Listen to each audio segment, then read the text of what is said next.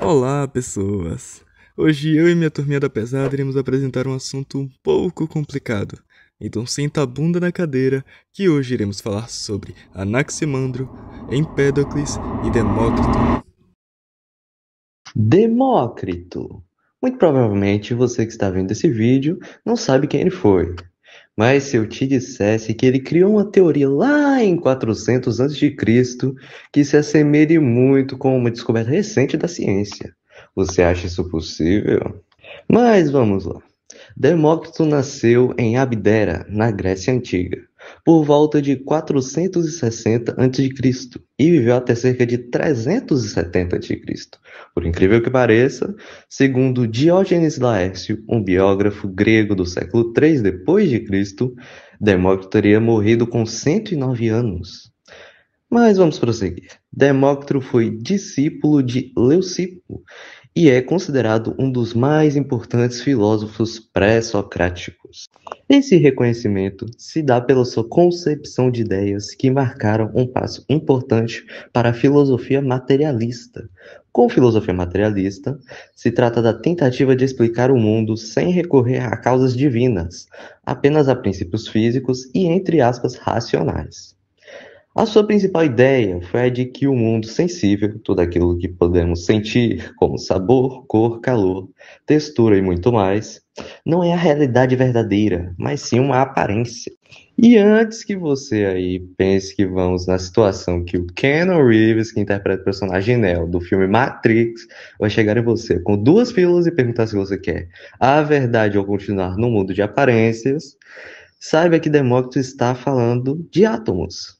Sim, você que está no nono ano do ensino fundamental ou no primeiro do médio, que estudou sobre os modelos atômicos, uma das maiores descobertas da ciência moderna, saiba que Demócrito tinha noção dos átomos que compõem toda a matéria naquela época, sendo que o primeiro modelo atômico a ser discutido foi do John Dalton, em 1808, cerca de 2.200 anos de diferença entre ambos. A ideia de Demócrito diz que a realidade genuína é composta por átomos, invisíveis e em constante movimento no vazio. Sendo assim, as mudanças e qualidades que percebemos são efeitos das combinações e reorganizações desses átomos.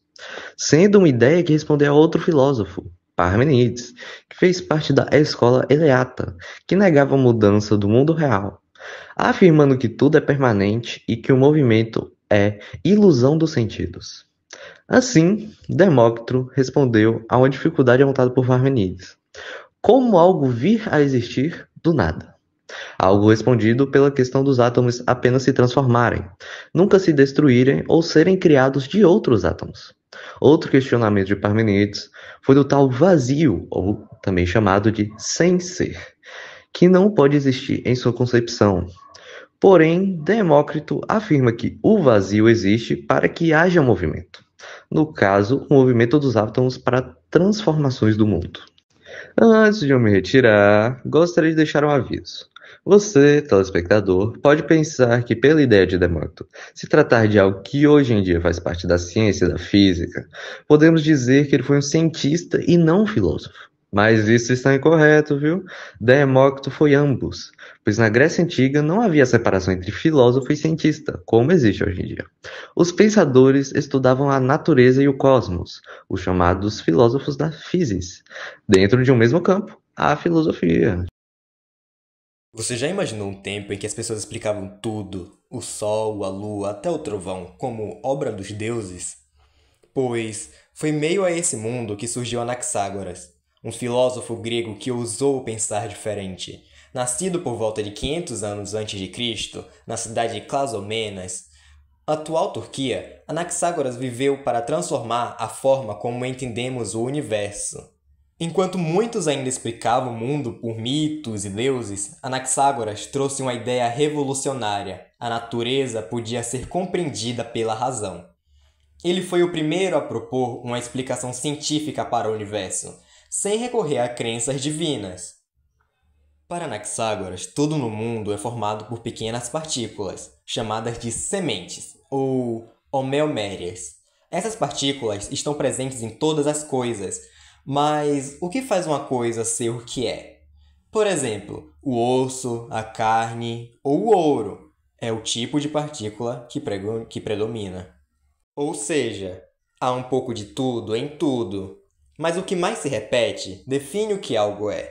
Uma ideia incrível para a época e que antecipa o conceito moderno de composição da matéria.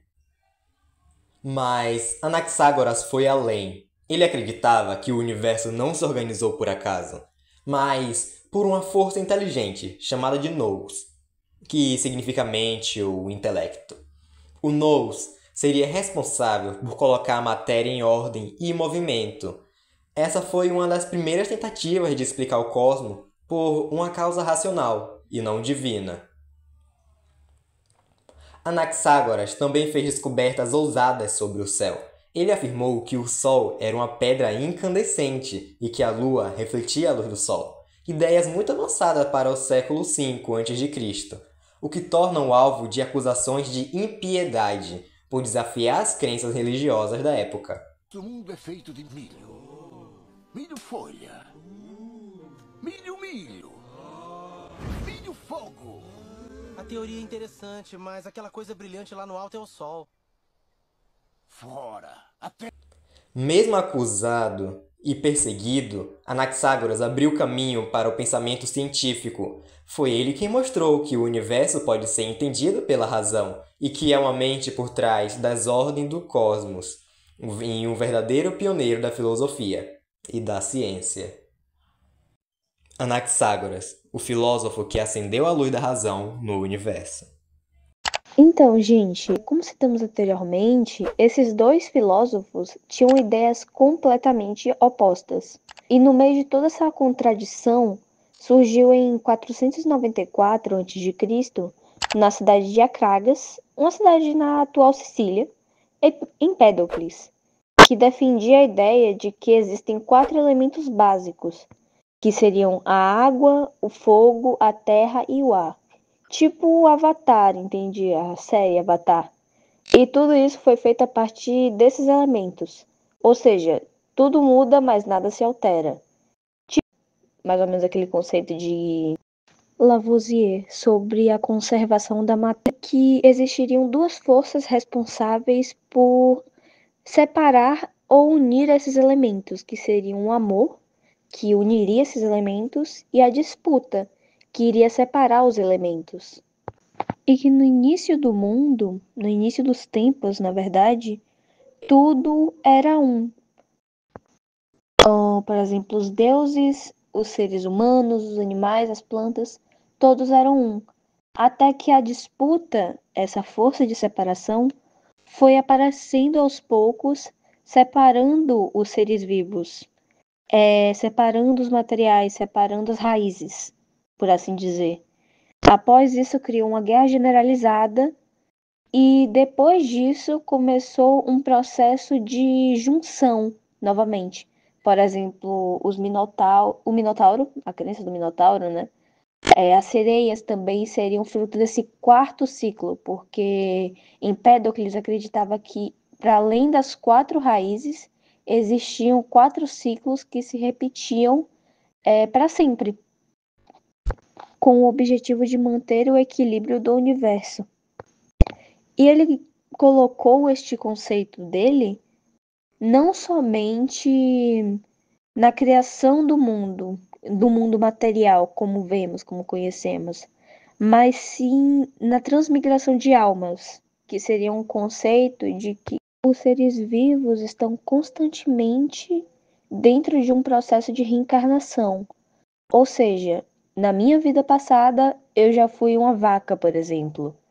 Tanto que, por isso, Empédocles achava que era um crime comer carne de outros animais. Por exemplo, vacas, porcos, galinhas, pois ele achava que eram nossos parentes. Ele considerava os nossos parentes de alma.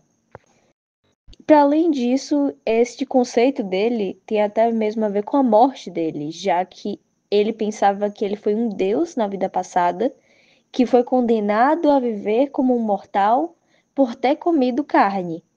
E por isso ele se jogou no vulcão Etna para poder provar seu ponto para os seus discípulos, para dizer que ele era imortal e que ele estava se purificando quando ele se jogou naquele vulcão, e que a alma dele, após essa purificação, iria passar por um outro processo de ascensão divina, por assim dizer.